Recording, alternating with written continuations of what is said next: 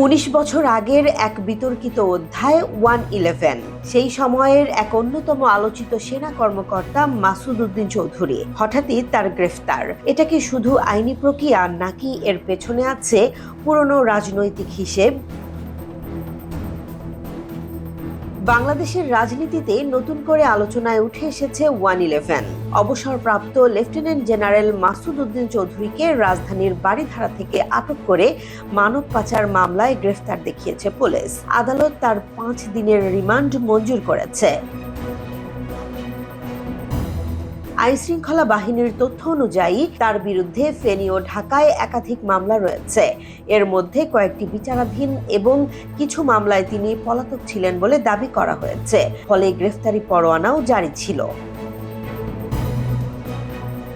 তবে এই গ্রেফতারকে ঘিরে রাজনৈতিক অঙ্গনে তৈরি হয়েছে ভিন্ন আলোচনা। বিএনপির নেতাকর্মীদের একটি অংশ মনে করছে 1/11 সময়কার ঘটনার জন্যই তাকে এখন আইনের মুখোমুখি করা হচ্ছে। বিশেষ করে সেই সময় রাজনৈতিক নেতাদের গ্রেফতার ও নির্যাতনের অভিযোগে তার ভূমিকা নিয়ে প্রশ্ন তুলছেন অনেকে।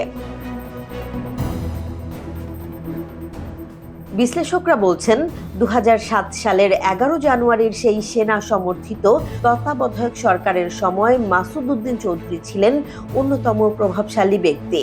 গুরুতর অপরাধ দমন অভিযানের জাতীয় সমন্বয় কমিটির প্রধান সমন্বয়কারী হিসেবে তার ভূমিকা ছিল গুরুত্বপূর্ণ। ওই কমিটির সিদ্ধান্তেই দেশের শীর্ষ রাজনৈতিক নেতাদের গ্রেফতার করা হয় এবং যৌথ বাহিনীর অভিযান পরিচালিত হয়। ফলে সেই সময়ের ক্ষমতার কাঠামোয় তার প্রভাব ছিল ব্যাপক। পরবর্তীতে কূটনৈতিক দায়িত্ব, ব্যবসা এবং রাজনীতিতে যুক্ত হয়ে আবারও আলোচনায় আসেন তিনি। তবে সাম্প্রতিক সময়ে দুর্নীতি ও অর্থ পাচারের অভিযোগেও তার নাম উঠে আসে, যা তার বিরুদ্ধে তদন্তের নতুন মাত্রা যোগ করেছে।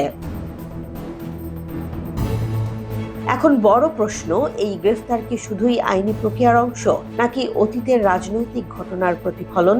বিশ্লেষকরা বলছেন, তদন্তের অগ্রগতি এবং অভিযোগের প্রকৃতি দেখেই এর প্রকৃত উদ্দেশ্য বোঝা যাবে।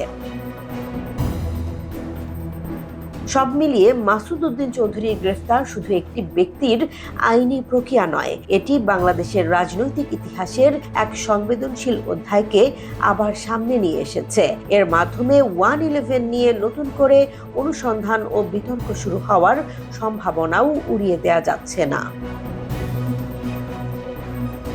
জেসমিন জাহান, নিউজ ডেস্ক, জনবাণী।